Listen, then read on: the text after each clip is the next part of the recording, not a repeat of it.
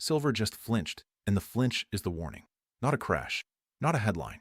A quiet little shudder in a metal that has spent the last couple of years marching higher with almost casual confidence. And if you own silver or gold, or you have been thinking about it while you watch the value of everything else in your retirement account wobble, that shudder is talking to you directly. So let me tell you plainly what the warning actually is, because the people on the financial channels will spend an hour dancing around it and never once say it out loud. Here is the answer, up front, no teasing. The warning silver just sent is not about war. It is not about the debt. It is not about some scary chart pattern. It is about interest rates. There is exactly one thing on this earth that has ever truly broken a gold and silver bull market and sent it into hibernation for years, and it is not the thing you have been told to fear. It is a bond that pays you a real return after inflation. That is the metal's one true enemy. And the only institution that can conjure that enemy into existence is the Federal Reserve. So when silver twitches, what it is really twitching at is the Federal. That is the whole warning. Everything else I am about to tell you is the proof. Now, in my years around the gold and silver world, I have learned to respect that little flinch because I have seen where it can lead. Silver is the emotional one of the two metals. Gold is the steady older brother who barely changes his expression. Silver is the younger one who feels everything twice as hard, moves twice as fast in both directions, and tells you what the whole family is worried about before anyone says a word at dinner. When silver gets nervous about something, it is usually nervous about money getting more expensive to borrow, and money getting more expensive is the Fed's doing. Let me take you back, because this is not theory, this is history, and it is the single most important story a silver owner can understand. There was a time, decades ago, when gold and silver had been on an absolute tear. The 1970s were a fever. Gold had been let off its leash, and it ran from around $35 an ounce to over $800. Silver went vertical right alongside it, brushing up against that ceiling around $50 an ounce for the first time. People who had never owned a coin in their life were lining up at shops. It felt unstoppable. It felt like the old rules of paper money were finally being exposed for good. And then one man walked into the Federal Reserve and turned off the fever. Not with a speech, not with a war, with interest rates. He took them up into the high teens, higher than almost anyone thought a central bank would ever dare, and he held them there while the whole country screamed at him. He made cash pay. He made a government bond pay you a fat, real return that beat inflation with room to spare. And the moment that happened, the reason to hold a metal that pays you nothing simply evaporated. Why sit in silver, which throws off no interest, when a safe bond hands you a real yield you can live on? Gold did not just pull back. It went into a bear market that lasted roughly 2 decades, 20 years in the wilderness. Silver went with it. I want you to sit with that, because it is the caveat I owe you before I make the bullish case, and I am not going to insult you by skipping it. The honest truth is that this bull market in metals is not immortal. It has a natural predator, and that predator is a central bank willing to make cash and bonds pay a real return again. That is the one setup that has genuinely ended these runs before. Not the deficit, not the geopolitics, a real yield. So the man in charge of the Fed matters more to your silver, in the short run, than almost anything else you will read about. But here is where it gets interesting, and here is why that flinch is a warning and not a death sentence. Because the man who broke gold in the 80s had a predecessor, and that predecessor faced the same fever, the same inflation, the same pressure, and he flinched the other way. An oil shock hit. The economy got scary, and rather than hold the hard line, he let up. He let inflation run rather than break the country to stop it. And gold loved him for it. The lesson from those two men, side by side, is the entire ballgame. When the Fed is willing to inflict real pain to make cash king again, metals suffer. When the Fed blinks, when it decides the pain is too high and the political cost too great, metals feast. So the only question that actually matters right now is a simple one. Which kind of Fed do we have? And that, my friend, is why silver flinched. Because we have a divided Federal. We have a chair in Kevin Warsh whose every word is being parsed by the market for whether he is the type to inflict pain or the type to blink. We have a central bank that, in its latest decision, could not even agree with itself, splitting several ways at once, some members wanting to press harder and others wanting to ease. When the referees on the field cannot agree on the rules, silver feels it first. That uncertainty, that divided house, is exactly the kind of thing that makes the emotional metal twitch. It is not pricing a disaster. It is pricing a question mark. And the question mark is, will this Fed have the stomach to become the enemy of gold, or won't it? Now let me tell you why I lean the way I lean, and then I will tell you honestly what could prove me wrong. Because to make cash truly pay again, the way it did in the 80s, you have to be willing to do enormous damage. You have to be willing to send borrowing costs to levels that would crush a government now carrying a mountain of debt so large that the interest on it alone is a monster in the budget. Back when the fever was broken the first time, the nation's debt was a fraction of what it is now, relative to the size of the economy. A central banker could afford to be that brutal. Today, the same brutality would light the federal budget on fire, because every point of higher rates costs the Treasury a fortune it does not have. That is the box the modern Fed is trapped in. It may want to be the disciplinarian. It is not at all clear it can afford to be. I want to introduce you to someone, because numbers do not stick, but people do. Think of a man who lived through that first great silver run. Call him a machinist, a steady hand who worked with his tools for 40 years and never trusted paper he could not fold in his pocket. He bought silver in the fever, watched it soar, felt like a genius, and then watched that one Fed chair take rates to the moon and grind his silver down and down for what felt like forever. He held it in a coffee can in his workshop the whole time, and for 2 decades his neighbors thought he was a fool. But here is the thing I want you to hear. He was not wrong about silver. He was early, and he got caught on the wrong side of the one enemy that matters. He simply did not understand that when a real yield shows up, the metal has to wait. If he had understood that one mechanism, he would have known exactly what he was watching, and he would have slept better through all 20 of those years. Think about him, because most people who own metals today have never been taught the one thing that could have saved that man 2 decades of doubt. And this is the right moment to pause, because if that story put a knot in your stomach, if you are holding silver right now and the thought of a 20-year winter frightens you, I understand that completely, and I do not want you to sit with that fear unprotected. So let me give you something useful. Here is a fact the big banks would rather you did not connect the dots on. The central banks of the world, the very institutions that print the paper, have been buying physical gold at a pace we have not seen in modern history. 3 straight years of enormous accumulation, far above what they bought in the decade before.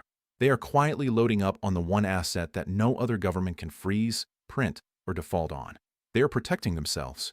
And there is a perfectly legal, quiet way for an ordinary American retiree to do the exact same thing with the account they already have.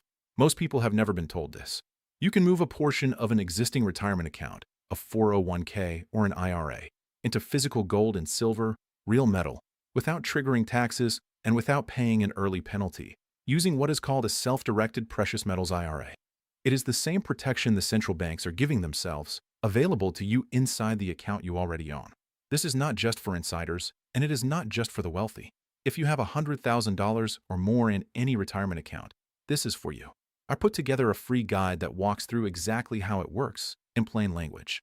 If you are watching this on your television, just scan the QR code on your screen.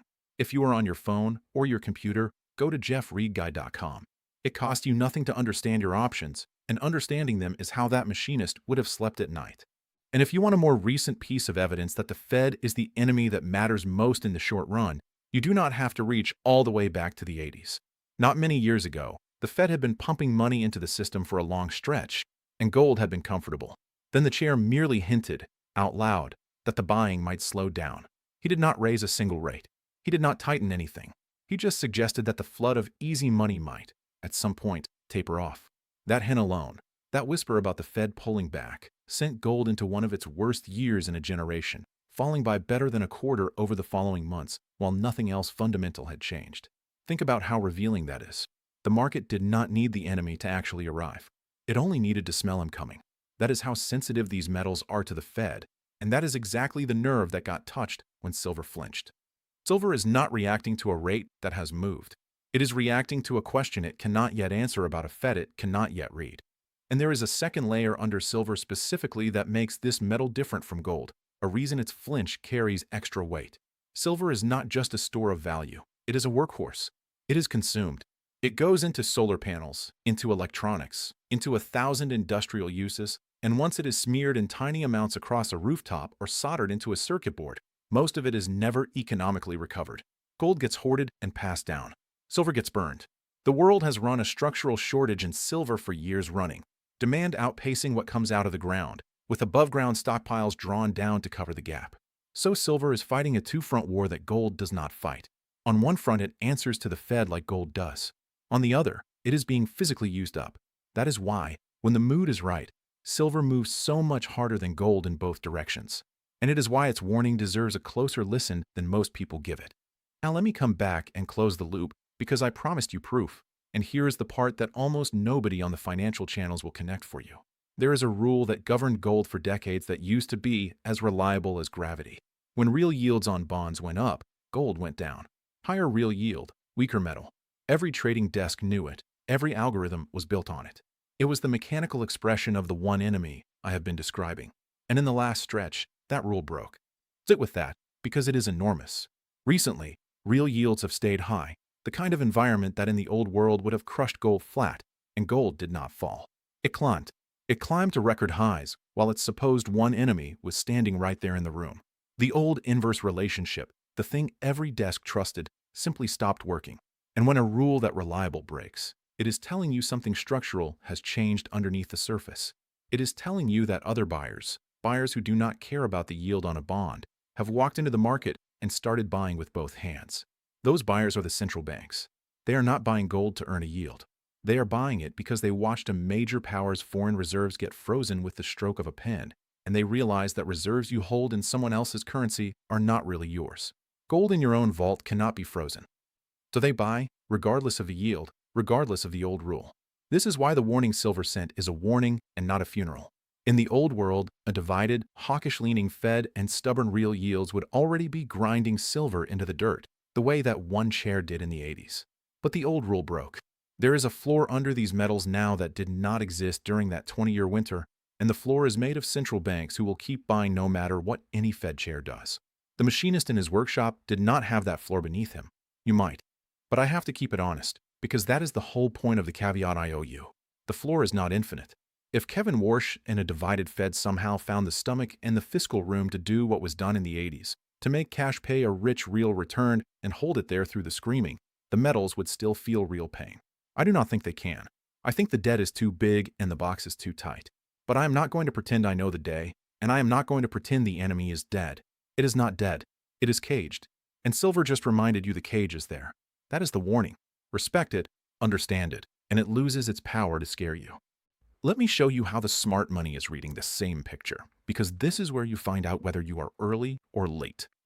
Watch what the central banks are doing, not what they are saying. They are buying gold at a record pace. Gold recently overtook a major world currency to become the second most important reserve asset on the planet, behind only the dollar itself. That is not a headline your local news covered.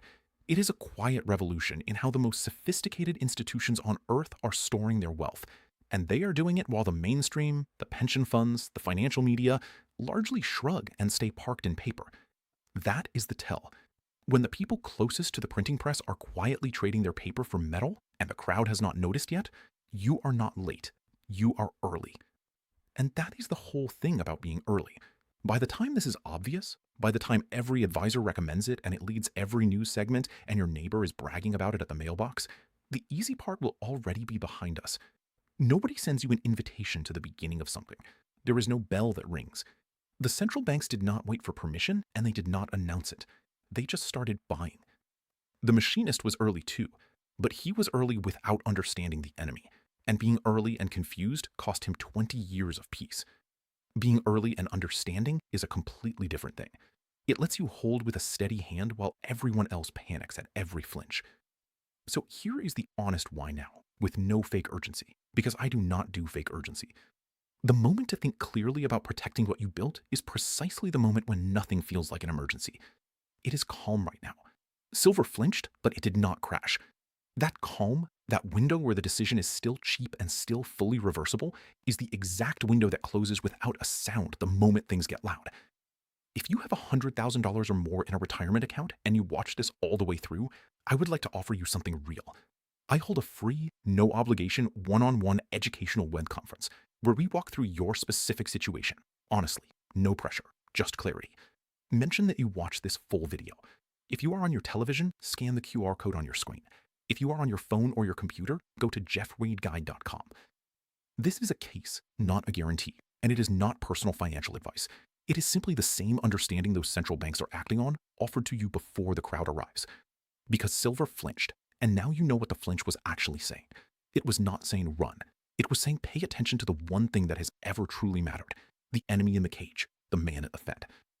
The machinist held silver for 20 years without ever understanding that. You just understood it in 20 minutes. That is the whole difference between being afraid of the warning and being ready for it.